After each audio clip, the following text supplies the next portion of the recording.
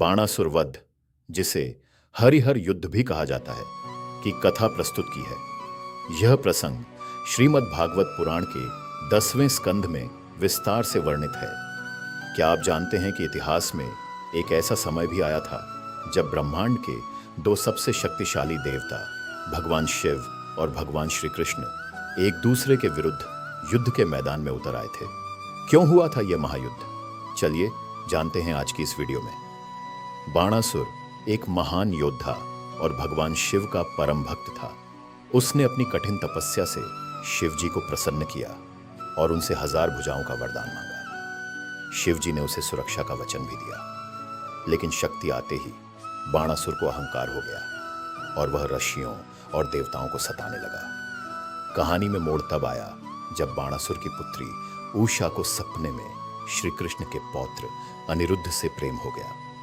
उषा की सखी चित्रलेखा ने अपनी माया से अनिरुद्ध को द्वारका से उठाकर बाणासुर के महल में पहुंचा दिया। जब बाणासुर को इसका पता चला तो उसने अनिरुद्ध को बंदी बना लिया। जब यह खबर द्वारका पहुंची तो श्री कृष्ण क्रोधित हो उठे। वे बलराम जी और प्रद्युम्न के साथ एक विशाल सेना लेकर बाणासुर की नगरी शोणितपुर पर आक्रमण करने निकल पड़े। बाणासुर की रक्षा के लिए स्वयं भगवान शिव और उनके गण कार्तिकेय और नंदी युद्ध भूमि में आ गए। एक तरफ था शिव जी का पाशुपत अस्त्र, तो दूसरी तरफ कृष्ण का सुदर्शन चक्र। युद्ध इतना भयानक था कि पूरी सृष्टि कांपने लगी।